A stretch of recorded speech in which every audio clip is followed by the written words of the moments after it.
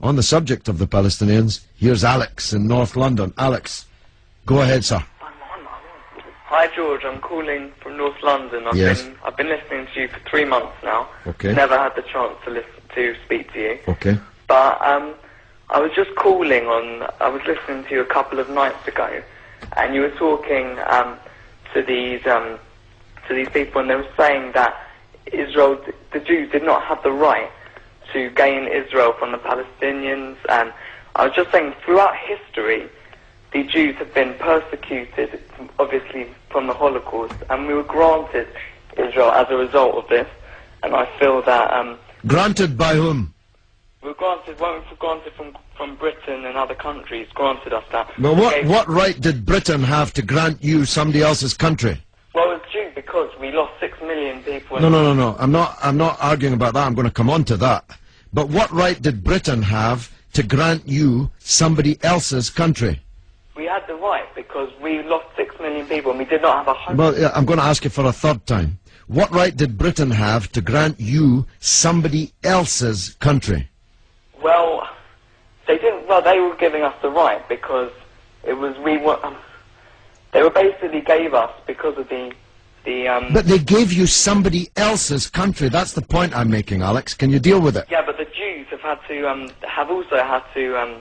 They've dealt with this throughout history. Well, Alex, I don't know if you came on with a script and you can't deviate from it. Can you please answer that point? And we'll come to the Holocaust and who was responsible for it and who should have paid and what they should have paid for it.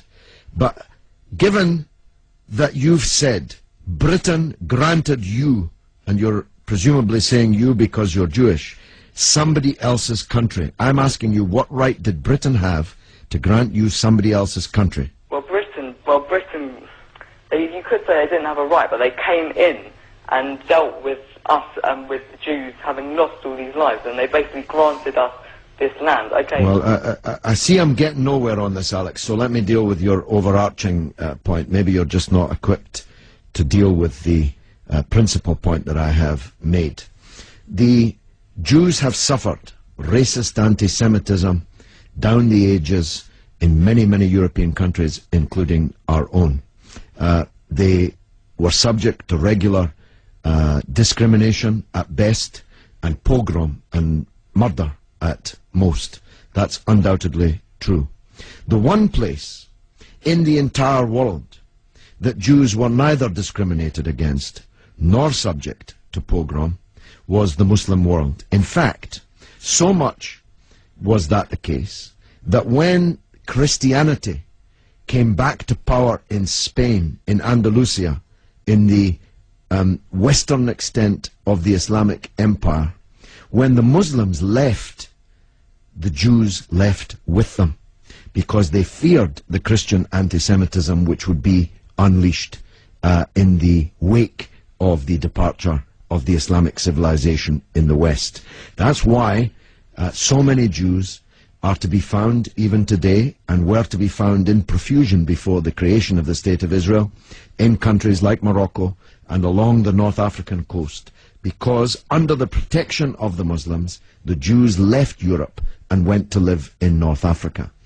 The Palestine that was wiped off the map when Britain granted you somebody else's country had Jews living side by side with Christians and Muslims for century upon century without the slightest trace of discrimination or violence or pogrom. So, what's happened is that Christian anti-Semitism in Europe, which massacred 6 million Jews in the greatest crime in human history, was paid for not by the Christian countries of Europe that either practiced or turned a blind eye to that anti-Semitism, but was paid by the very people who were completely innocent of that Holocaust, who had never persecuted the Jews, who had never pogromed the Jews.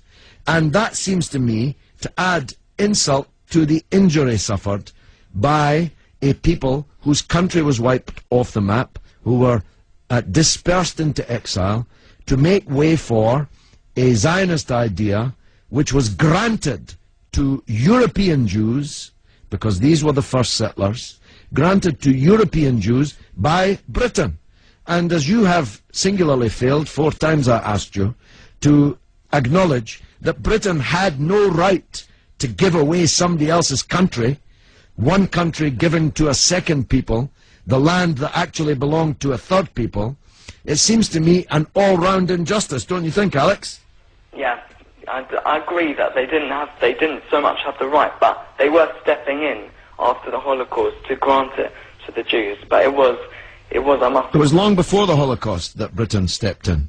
Britain stepped in 1917 with the Balfour Declaration made by the British Minister Balfour on our behalf to a group of atheistic Zionist Jews. I make the point about atheism because it's now claimed that this is some biblical land right, as if God was an estate agent.